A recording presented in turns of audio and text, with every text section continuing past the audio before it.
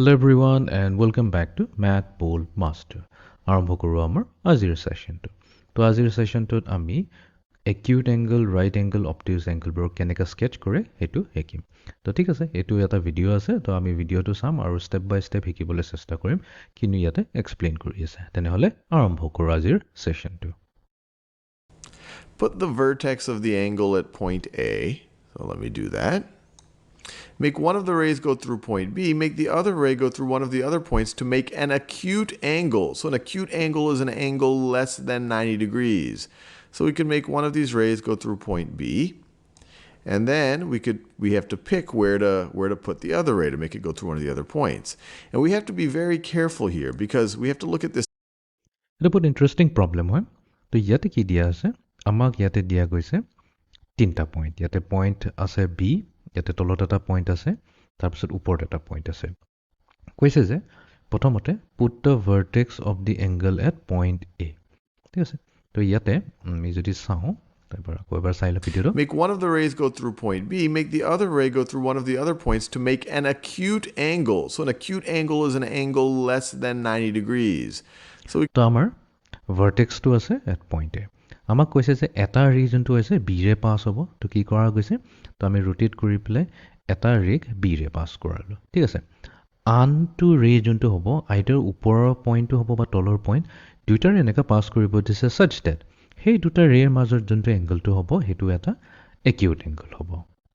ঠিক আছে। And we have to be very careful here because we have to look at this arc that shows which angle the tool is actually measuring, because we might be tempted to do something like this, thinking that, hey, maybe this is the angle. তো আমি অলপ carefully চাব লাগিব। যদি আমি যোনটো আমাৰ ৰেটো আছে ছেকেণ্ড ৰেটো যদি আমি তলৰ পইণ্টটোৰে পাছ কৰোঁ তেনেহ'লে আমাৰ বাহিৰৰ এংগলটো দেখুৱাব। ঠিক আছে, তো আমি সেই বাহিৰৰ এংগলটো হওক বা ভিতৰৰ এংগলটো হওক আমি অলপ কেয়াৰফুলি চাই পেলাই আমি গেছ কৰিব লাগিব যে আমি একিউট এংগল মেজাৰ কৰিছোঁ নে অবটিউচ এংগল নে ৰিফ্লেক্স নে যি হয় ৰাইট এংগল। যিকেইটা আমি এংগলছ কথা পাতিছিলোঁ সেইকেইটাৰ ভিতৰত কোনো এটা হ'ব পাৰে। ঠিক আছে, that we're thinking about, but the tool thinks we're referring to this outer angle right over here, this larger, huge angle. This angle right over here is well over 180 degrees. So we have to pay attention to this arc to make sure that the tool is looking at the same angle that we are. So once again, we want an acute angle. So this right over here looks like an acute angle. It looks like it is less than 90 degrees. And we have to be very careful that we go exactly through that point. So that looks about right. This is তো এইটো লাগি আছে এইটো এটা acute angle type হয়, because acute এংগলৰ definition মতে কি হয় 90 ডিগ্ৰীতকৈ সৰু হ'ব লাগিব। চ' ডেফিনেটলি আমি যদি তলৰ পইণ্টটোৰে পাছ কৰিলোহেঁতেন আমাৰ বেছি ডাঙৰ এংগল আহি আছিলে, আমি দেখাই পাইছিলোঁ এটা ডাঙৰ এংগল আহি আছিলে। তো এইটোতো আমাৰ হ'বই নোৱাৰে একিউট এংগল। তো আমি কি কৰিলোঁ, এইটো ওপৰৰ পইণ্টটোৰে পাছ কৰিলোঁ, আমি দেখা পাইছোঁ এটা এংগল আহিছে যোনটো আমাৰ একিউট এংগল আহিছে। তাৰপিছত ইয়াতে থাকিব আমাৰ চিলেকশ্যন, তো আমি চেক কৰিব লাগিব তো একিউট এংগল কি হয় 90 ডিগ্ৰীতকৈ সৰু হয়। তো এইটো ইয়াতে লেছ দেন 90 ডিগ্ৰী কৰি পেলাই আমি চেক কৰিলে আমি পাই যাম এটা right answer. 90 degrees. Let's do a few more of these. তো এইটো এটা নেক্সট প্ৰব্লেম আছে, make an obtuse angle using the black points. তো ইয়াতে তিনিটা ব্লেক পইণ্টছ আছে, আমাক কি কৈছে অবটিউচ এংগল বনাব দিছে। Obtuse angle using the black points. Choose one of the points as the vertex and make the rays go through the other 2 points. The angle should also be less than 180 degrees. তো ইয়াতে কৈছে আমাক তিনিটা point দিছে, এই তিনিটা পইণ্টৰে যিকোনো এটা পইণ্ট ইউজ কৰিবলৈ দিছে as a vertex.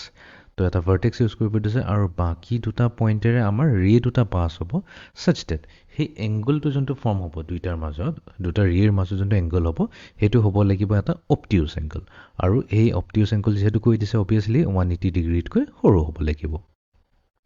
So you could think of it several ways. You could just try to pick that point, but then when you go through these other 2 points, this right over here is an acute angle. This is less than 90 degrees.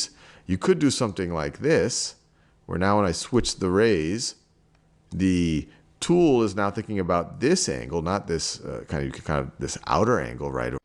তো আমাৰ বহুত ways আছে, যিহেতু আমাৰ তিনিটা black points আছে তো আমি ভাৰ্টেক্সটো যিকোনো তিনিটা পইণ্টছতে দি পেলাই আমি চেক কৰি চাব পাৰোঁ। তো ইয়াতে কি কৰিছে, ওপৰৰ পইণ্টটোত যদি আমি দি দিওঁ ভাৰ্টেক্সটো কোইনচাইড কৰি দিওঁ ওপৰৰ পইণ্টৰ লগত, তেনেহ'লে আমাৰ দুটা ৱেজ থাকি গ'ল, দুটা ৰাস্তা থাকি গ'ল। তাৰমানে আমাৰ এটা হৈ গ'ল আমি এটা ৰেক এই প্ৰথম ব্লেক পইণ্টটোৰে পাছ কৰালোঁ আৰু ছেকেণ্ড ৰেটোক এই তলৰ পইণ্টেৰে পাছ কৰিলোঁ তেতিয়া আমি দেখা পাওঁ যে আমাৰ যোনটো এংগলটো আহিছে বাহিৰৰ ফালে মেজাৰ হৈ আছে আৰু এই বাহিৰৰ এংগলটো কি হৈছে ডেফিনেটলি এইটো 360তকৈ অলপ সৰু হয় বাট এইটো আমি ক'ব পাৰোঁ যে এইটো 180তকৈ ডাঙৰ হয় বাট আমাকতো কণ্ডিশ্যন দিয়ে দিছে যে 180তকৈ ডাঙৰ হ'ব নোৱাৰে ৰাইট আমাক অবটিউচ এংগল লাগে ইয়াতে আমি কি পাই আছোঁ এটা ৰিফ্লেক্স এংগল পাই আছোঁ over here, but this is larger than 180 degrees, so this also doesn't apply.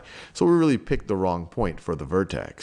তো ইয়াৰ মিনিংটো এইটোৱে হ'ব তাৰমানে আমি যোনটো ওপৰৰ পইণ্টটো উঠাইছোঁ ভাৰ্টেক্স বুলি কয় সেইটো নহয় আচলতে তো আমি সেই বেলেগ এটা পইণ্টলৈ আমি লৈ যাব লাগিব আমাৰ ভাৰ্টেক্সটোক If you just move this out of the way and eyeball it, it looks like you get the largest angle that's less than 180 degrees if you put the vertex right over here. So let me do that. Put the vertex right over there. And now it looks like I have constructed a 180-degree angle. And we have to be very careful that we go right through those points because otherwise it might mark us wrong. So that looks pretty good. That's an তো ইয়াতে আমি কি কৰিছোঁ আমি এতিয়া ওপৰৰ পৰা change কৰি পেলাই ভাৰ্টেক্সটো তলৰ যোনটো মাজৰ যোনটো ব্লেক পইণ্ট আছিলে তাতে আমি ভাৰ্টেক্স হিচাপে মানি লৈছোঁ আৰু কি কৰিছোঁ আমাৰ দুটা ৰে আছে যোনটো ওপৰৰ আৰু তলৰ ব্লেক পইণ্টেৰে পাছ কৰিছোঁ বাট এইটো অলপ যেতিয়া এপটোত চেক কৰিবা এটা বস্তু চাবা যে একদম কেয়াৰফুলি পাছ হৈছে একদম ভালকৈ পাছ হয় নহ'লে কি হ'ব এইটো আনচাৰটো ৰং বুলি কয় ক'ব ইভেনটো দেখাত লাগি আছে তোমাৰ লাগিব পাৰে কি একদম পূৰা পাছটোতো হৈ আছে ব্লেক পইণ্টছেৰে বাট হ'ব পাৰে সেইটো একচুৱেলি কম্পিউটাৰে সেইটো একচেপ্ট কৰা নাই বাট এনিৱেইজ ইয়াতে যদি চব ঠিকে থাকে ইয়াতে আমি ইয়াতে এৰ' যোনটো থাকিব তলফালে পইণ্ট কৰি থকা এৰ'টোক আমি ছিলেক্ট কৰিম আৰু আমাক যিহেতু কৈ থৈছে অবটিউচ এংগল কৰিব লাগে তো আমি ক'ম এইটো গ্ৰেটাৰ দেন 90 ডিগ্ৰী বুলি obtuse angle because its measure is greater than 90 degrees. Let's do one more of these. So another obtuse angle using the points, same general idea. Same general idea. So that would be an exactly 180-degree angle. And there we go. And this is an obtuse angle because it is greater than 90 degrees. ঠিক আছে তো এনেকৈ আৰু different points দিয়া থাকিব তো আমি carefully ভাৰ্টেক্সটো choose কৰি ল'ম আৰু ৰিটো তাক পাছ কৰাই দিম আৰু আমি চাম যে যোনটো এংগলটো হৈছে সেইটো 180তকৈ সৰু হৈছে নে নাই আৰু 90 ডিগ্ৰীতকৈ ডাঙৰ হৈছে নে নাই তেতিয়া আমি ইজিলি ক'ব পাৰিম যে সেইটো হৈছে এটা অবটিউচ এংগল আৰু এইটো আমি ইয়াতে ছিলেক্ট কৰি ল'ম ছিলেক্ট কৰি লোৱাৰ পিছত আমি চেক কৰি চাম আমাৰ আনচাৰ যদি চব ঠিকে থাকে আছে ৰাইট আহিব নহ'লে আমি আকৌ এবাৰ ট্ৰাই কৰিব পাৰিম তো এইটোৱে আছিল আমাৰ আজিৰ ছেশ্যনটো so' see you in the next session thank U